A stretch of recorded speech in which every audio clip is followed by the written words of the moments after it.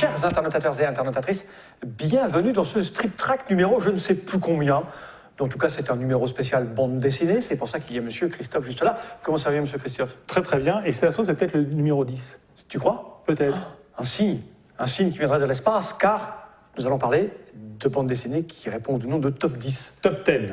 C'est américain. Ouais, Top 10, Top 10. Top 10. Excusez-moi, hein, moi je dis Top 10, je sais lire. Top 10. Donc là, tu as amené trois numéros. C'est 3 numéros parce que, on va dire, c'est une histoire complète en 3 tomes. D'accord. Alors, c'est un triptyque. Il y en a eu un 4e qui est sorti, que je n'ai pas présenté parce que je ne l'aime pas du tout. Et il y a eu ensuite un préquel que j'ai oublié d'amener avec moi, qui est sorti quelques années plus tard, qui se passe, justement, comme c'est un préquel, ça passe 30 ou 40 ans avant l'histoire. Alors là, bon, j'ai pas eu le temps de les lire parce que tu m'as envoyé ça, le temps que ça s'est un peu perdu sur les routes de France avec la Poste, mais j'ai pu choper les 10 premières ou 15 premières pages du premier volume. Donc on va placer le... Enfin, je pourrais en dire 2 mots, quoi, du coup, hein, puisque j'ai un peu regardé. Alors, c'est Top 10, c'est signé Alan Moore. Alan Moore et Jen A. Et c'est où Jen A? Jen A, il est là. Oui, c'est écrit derrière. Les mecs, voilà, non, mais c'est surtout que les mecs, ils n'ont pas envie qu'on les reconnaisse, quoi. Tu vois, c'est écrit rouge sur fond machin, et quand on est un peu vieux comme moi, on voit plus ça. Alors le mob, ça serait pire, parce que comme il est daltonien, là, rouge-vert, il est perdu, quoi. Donc Jen A, c'est le dessinateur, et surtout Alan Moore, c'est le scénariste, c'est le grand Alan Moore, qui d'ailleurs, donc là, on est en train de tourner demain. Angoulême a commencé aujourd'hui, Angoulême 2015. On est en janvier 2015, et Alan Moore est dans les 3 auteurs qui peuvent être... Je sais qu'il y a les 3 finalistes pour le Grand Prix d'Angoulême. Alors, vous ne pas qu'il l'ait, parce qu'il a annoncé qu'il ne viendrait pas, qu'il s'en foutait et qu'il ne le recevrait pas. Le sale type! Non, parce qu'Alan Moore, c'est un grand auteur qui est très particulier, qui refuse toutes les mondanités, etc., qui a un gros problème avec le Star System, et c'est quand je dis un grand auteur, parce que c'est l'auteur, c'est scénariste de Watchmen, de V for Vendetta, ah bah oui, le mec, il déconne pas,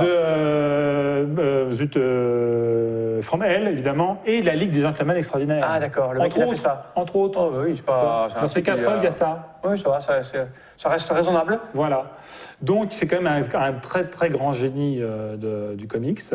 Et donc, voilà, Top 10 est pour moi une des séries qu'il a faites que je préfère, que je trouve assez fabuleuse. Alors, on est dans ce qu'on appelle du comics, c'est-à-dire c'est très américano-américain, au niveau du trait et au niveau de l'histoire. On a fait une émission spéciale sur les Brigades chimériques qui parlait de super-héros européens, avec un trait européen, et puis un sentiment et de l'intelligence européenne.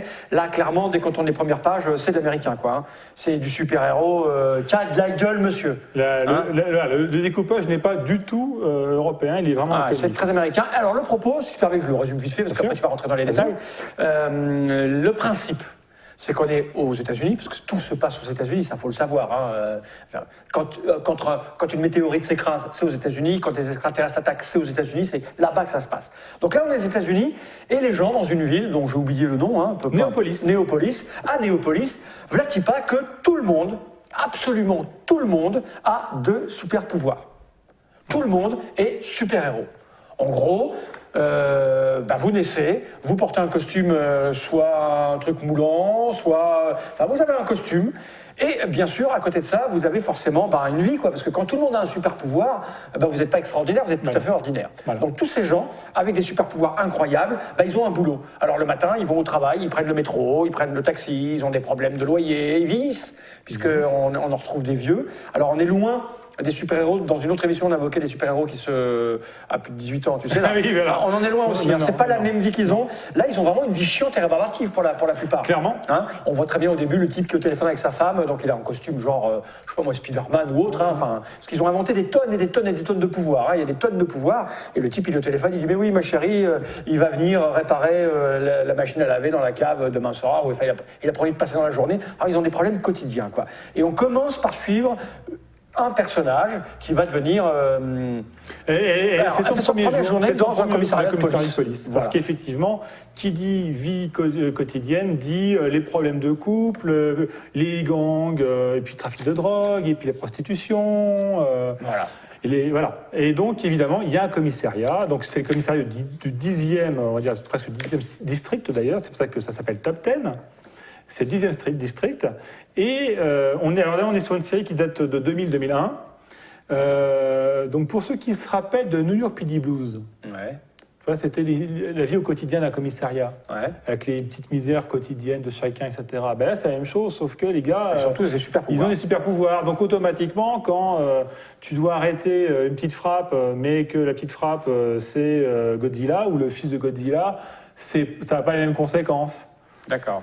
Et c'est la misère du quotidien d'un commissariat traditionnel, sauf que les histoires sont avec des super-héros, des super gentils, des super classiques, et avec vraiment, on est sur toutes les thématiques. Avec un peu d'humour décalé, parce Voilà. qu'au début, elle va à son travail dans un taxi, et le type, il a les yeux bandés, donc il voit rien. Et elle lui dit, mais comment vous faites pour conduire? Il fait, je sens, j'ai le sens de la mécanique, j'ai le sens des objets, je sais pas quoi. Mais il n'en demeure pas moins qu'il fout le bordel dans les rues, parce qu'il conduit comme un con. Voilà. Et il est un peu à côté de ses pompes. Mais ça reste très sérieux. Ça reste extrêmement sérieux. Le trait est sérieux. C'est un trait, voilà, l'américaine, quoi. Le mec, voilà, il dessine, quoi. C'est ça, c'est que l'humour, il y a de l'humour, mais c'est un humour au 15e degré, c'est très fin.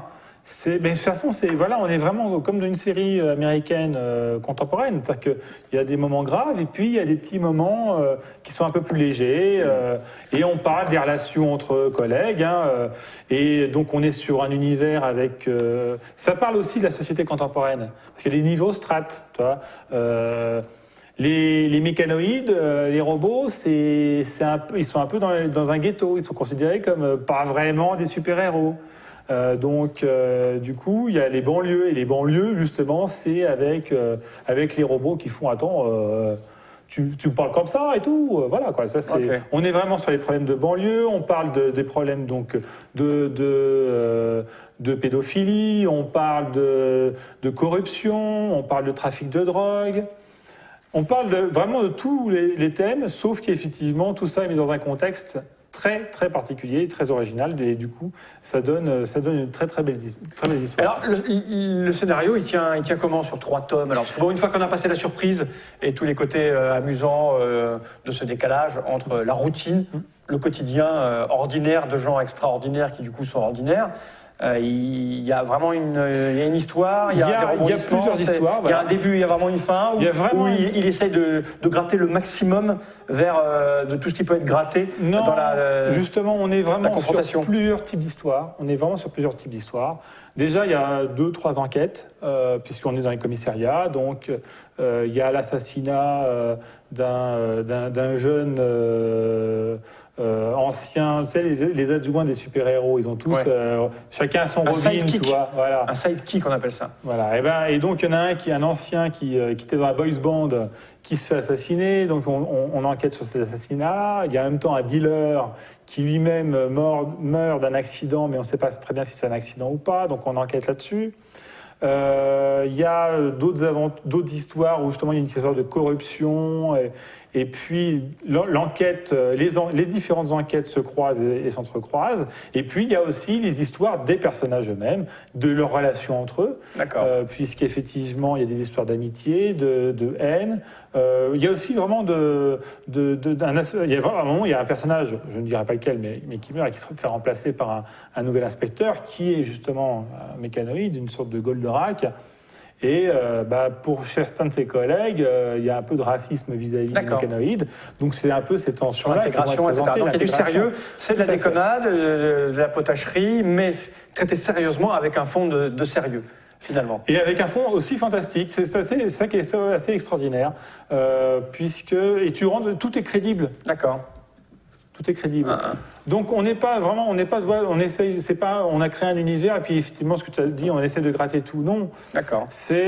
On raconte des histoires qui auraient pu être contemporaines et classiques. Et donc ça marche. Et on l'habille avec un univers de super-héros. Parce qu'en toute honnêteté et franchise, ce n'est absolument pas le genre de graphisme qui m'attire moi. Oui, je sais. Je ne lis pas ça. Quand je le vois, là, je me fais voilà. Mais en me forçant à le lire parce que je voulais en sorte qu'on allait parler, je dois dire que le propos, en tout cas la manière dont c'est traité, l'histoire que ça raconte, j'ai été capté. J'ai trouvé ça très fin, très malin et du coup, j'ai dépassé le rejet que je pouvais avoir de la graphie et du trait, pour me laisser aller un peu à... Donc je te pose la question, parce que je suis curieux de savoir si je vais avoir le courage de tout me taper ou pas. Et effectivement, si tu dis qu'il y a une vraie histoire, il y a des rebondissements, etc., ça peut peut-être me pousser à aller au-delà du... Mais c'est le seul problème de la bande dessinée, c'est que effectivement un certain nombre de lecteurs sont effectivement bloqués par un dessin qui leur plaît pas, et après quand l'histoire vaut le coup, on rentre dedans et on n'arrive pas à s'arrêter parce qu'on veut voir la suite. Et c'est pour ça que d'ailleurs je ne présente pas le tome 4 qui est pas du tout au même niveau. D'accord. Je vais être honnête. Mais ça ne nous manque pas quand on a fait le 1, 2, 3. Non, parce que l'histoire est close. Le tome 4, il se passe dans un autre contexte et il est un petit peu, il est déconnecté par rapport à ça. Et vraiment, les trois histoires, les trois albums représentent une histoire complète. On va dire, ça va être une saison complète d'une série de télé, par exemple. Okay. La boucle est bouclée. Et on montre tout cet univers, puisqu'effectivement, il y a tous les super-héros, types de super-héros de l'époque. Je parlais des robots, mais tu as aussi des gens qui ont des super-pouvoirs personnels, d'autres qui sont grâce à des objets. Et puis, il y a les demi-dieux. Donc on s'aperçoit que là, on est Néopolis, mais que Néopolis ne fait partie que d'un élément et qu'il y a d'autres univers à côté qui, avec d'autres strates. Ok, donc c'est un vrai projet intellectuel, comme le dit M. Pirot, parce que je vous le rappelle, les abonnés sont en train de nous regarder en direct, et puis on a des gens qui sont là, qui papotent entre eux, et comme dit M. Pirot-Lalune, qui est un petit dessinateur vacataire, il fait remarquer que chez Moore, le dessin, on s'en fout. Donc ça montre à quel point ce monsieur est un génie du scénario, puisqu'effectivement, si on s'en fout du dessin, et si c'est un dessinateur qui vous le dit, c'est qu'effectivement, l'intelligence de son scénario doit primer sur le tout. Monsieur Bakerfield, qui a priori a tout lu, dit oui, effectivement, le tome 4 n'est pas bien. Il dit c'est de la rallonge malvenue. Tout à fait. Bon, d'ailleurs, il est sorti plus tard. Plus tard. Donc, et voilà, on est vraiment sur le Moore. Donc si vous avez lu, parce que je ne parle pas des films, parce que de toute façon, il faut savoir que Moore a récusé toutes les adaptations cinématographiques. Il a toujours refusé d'être associé, qu'on mette son nom associé à aucune adaptation de ces films, puisqu'il les a tous rejetés. Le pire, je pense que c'est la Ligue des Gentlemen Extraordinaires, qui est vraiment une grosse daube. Clairement, si vous avez aimé Watchmen, V for Vendetta, il faut y aller. Et en plus, d'ailleurs, quand il avait dit qu'il arrêtait la bande dessinée, parce qu'à un moment il a dit qu'il arrêtait la bande dessinée, il avait dit qu'il arrêtait tout, excepté Top 10. D'ailleurs, après avoir arrêté, il a quand même fait ensuite le fameux préquel, qui est assez sympa, qui raconte l'histoire de la création de Néopolis, puisque Néopolis est une cité qui a été créée après-guerre, par des scientifiques nazis d'ailleurs. Ils sont partout. Ils sont partout. Pour justement, parce que c'était l'ère des super-héros, dont on a parlé dans une autre précédente vidéo. 45, la guerre de 40, c'est l'ère des super-héros modernes, et donc il fallait une cité pour ces super-héros, et on a créé Néopolis. Du super-homme, ces années-là, c'est du nazisme. Mais voilà, comme tu disais, le problème, c'est que quand tu mets tout le monde dans la même ville, il faut que tout le monde travaille, et que la cohabitation n'est pas toujours évidente. Et c'est assez rigolo. Donc voilà, Top 10, ou Top 10, si vous ne savez pas le dire en anglais. Il y a 3 volumes, ça coûte combien cette petite chose? Tu dis que c'est sorti dans les années 2000, mais ça a été réédité récemment. Alors, ça a été réédité en 2012, alors c'est pas sous ce format-là, là on est sur un format souple. Ça a été réédité en 3 tomes, mais les 3 tomes n'ont pas le même découpage, puisque le tome 3 intègre le tome 4. C'est-à-dire que grosso modo... Tu y échappes pas. Voilà, tu y échappes. Tout le monde dit que c'est de la merde, donc ils te le mettent dedans. Ils ont économisé. Bien sûr. Et donc, je crois que c'est à peu près 15 euros à peu près le comics. Et là, franchement, ça c'est vraiment un indispensable qu'il faut avoir. D'accord, ça donne envie de faire un jeu de rôle aussi, ça?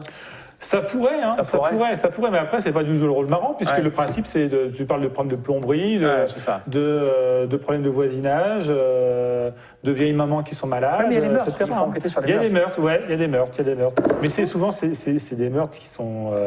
c'est pas des grandes épopées. On n'est pas justement dans l'épopée, c'est l'inverse. Tu vois, on est vraiment sur les clodos, les machins, etc. Enfin, on est sur du crapuleux, quoi. D'accord. Ok. Semic Books, c'est l'éditeur.